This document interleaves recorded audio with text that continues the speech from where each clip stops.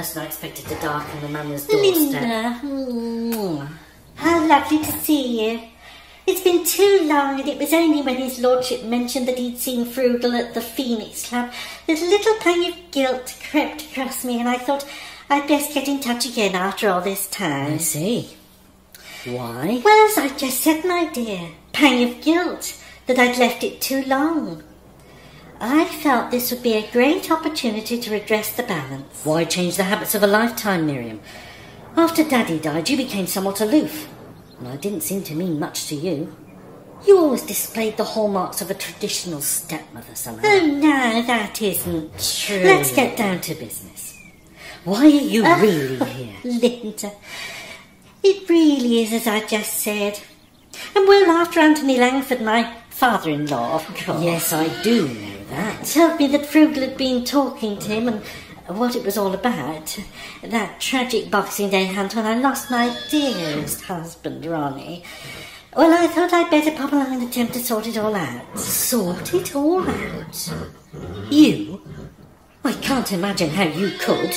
Because I know that Joseph fired that gun at your poor dear late father, there is no doubt. How could you possibly? Well, he made no secret of the fact that he was in possession of Edmund Maplethorpe's rifle, and the police proved that it was that which fired the shot. Miriam, there is no proof that it was Joey that fired that shot, even if it was Edmund's gun. Unfortunately, Edmund is in no position these days to be a witness. Oh, no. He has that awful Alzheimer's disease, doesn't he? Life deals such cruel blows, doesn't it? Poor dear Claire. I do feel for her so. Oh, I'll bet you do. Oh, if only you would have consulted with me over all this business in the first place, Linda. I could have set your mind at rest, and you could have just gone about your business settled in the knowledge. You must be joking. Look, I think you'd better go. You've stayed away for all this time. You can stay away in future as far as I'm concerned.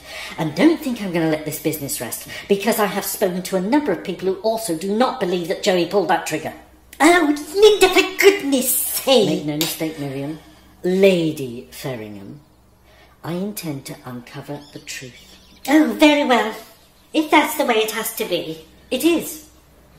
And does the Earl himself know you are here? I may have just mentioned it to him. I'm sure he sends you his love. But you can tell him where to stick it. And the same applies to you too.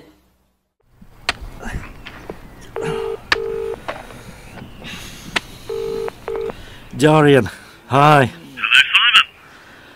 I'm hoping you've got some good news for us. Yes, that lady's gold watch. All it needs is a good, clean and general service. Great. So does that mean then it's not going to cost too much? Oh, you might have to get a hammer and crack open your piggy bank. Oh, come on, Dorian. All right.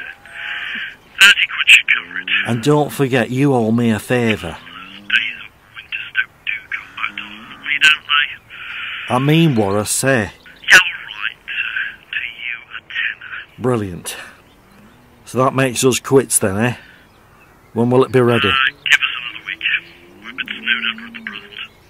All right. But if it's later than a week, I'll be banging on your shop door, make no mistake. Don't worry, I'll give you a call when it's ready. Thanks. Very much appreciate it. Cheers, mate. I'm just off down to the church, Simon. I promised Dorothy Cottrell I'd swap again this week on the flower rota. Oh, do you want to left, Mrs. B? Only it looks as if it might rain Well, again. that's very kind, my dear, but you're busy and I got me brolly. Won't take us a minute. No, really, I'm fine. I hope you won't mind, but I've been telling Dorothy what an absolute treasure you are, and she said she wouldn't mind you giving her a hand in her garden, too. Oh, really? Oh, yes.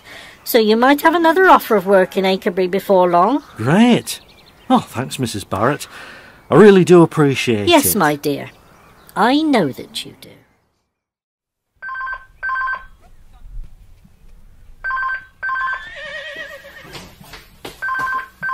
Acrebury Manor Equestrian, Linda speaking. Linda, I don't know if you remember me, but it's James Vaughan. James Vaughan? That name rings a bell. Back in the 90s, I was your local police officer. Police officer? Oh, wait a minute, PC Vaughan. Good heavens. I do remember you now. How are you? I'm enjoying life more now than I was back then. Look, I thought I'd give you a call because I've been chatting to Tony Hewitt. You might remember that he and I were close friends.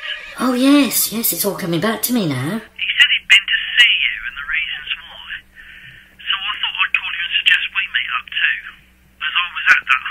your dad met his tragic death. Really? James, are you still in the force? No, I'll check early retirement. That's why I'm enjoying myself now. Are you local?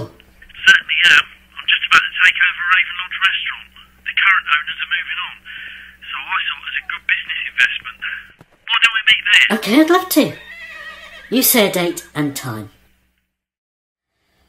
Oh, electricity final demand, water rates overdue, council tax outstanding. It gets worse. There's only one thing for our mother. I hope this is a sensible suggestion, We'll have Alvin. to go. We'll have to leave Fred. Oh, the temptation's so strong, but I don't know if we can. Where are we likely to go? We'll find somewhere, even if there's a caravan. Like the one we used to have and come here in? Well, not quite. Something a bit more practical and permanent than that. Well, how do we go about it then? There's lots of these here bungalow parks about. I know, but we still got to find the money for the rent, haven't we? Oh, I'm sure we can do it, our mother. Let I make some inquiries. Well, I suppose 'twouldn't hurt. Look, there's an official-looking letter here addressed to Fred. Or probably something else official that he ain't told you about. You know, I'm tempted to open it, Alvin. You could always steam it open. But if there's bad news, it'll only make you feel worse. Oh, yeah, that's true. I'll take it as read that it's some sort of final demand. Or somebody threatening to sue him for illegal pheasant shooting on their land or something. Oh, yeah. All right, my lad. We'll make an attempt to get out of this. Then if all goes well, Freddie Partridge won't see the pair of us for dust. I really don't know how she had the nerve, Feargal. I'm still seething about it. I must admit, Linda, it did seem rather out of the blue that Miriam should turn up like that. She's up to something, I'm sure of it. So, you've heard from PC Vaughan then? As was, yes. I'm meeting him tomorrow afternoon at Raven Lodge. Did you say he's just taken over the place?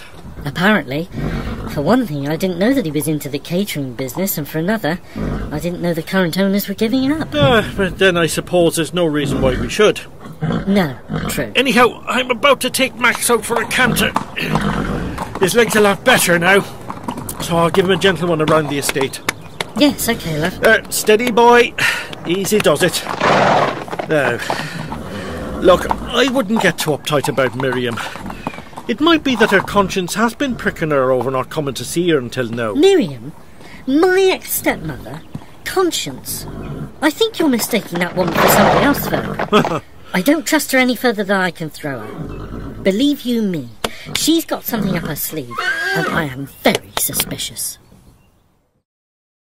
Rupert, darling, aren't you getting involved in the shoot? Getting out there in due course, my dear old thing. Wanted to know how you got on with the luscious Linda, first of all. How were things with your former stepdaughter? She wasn't having anything. Oh, was feisty, that one. Even when I showed her my sincerest charms, she always pretended to fight me off. But I knew she didn't really mean it. I remember the attention you used to give her. Inviting her to all those balls here at Ferringham Hall. Yes. All I can say is she must have been mad to turn you But down. at least her turning me down left me available for you, my darling. True. But seriously, it does look like she's going full pelt over that Boxing Day shooting business. She's determined to discover the truth, Rupert. Do you think? Oh, yes. I know my stepdaughter well enough to know when she's got the bit between her teeth. As I said earlier, a feisty girl. Rupert, I think we're going to have to watch this very carefully. Yes. It could all get very nasty. Yes, I think you're right, Miriam. We've got to act fast. Very fast indeed.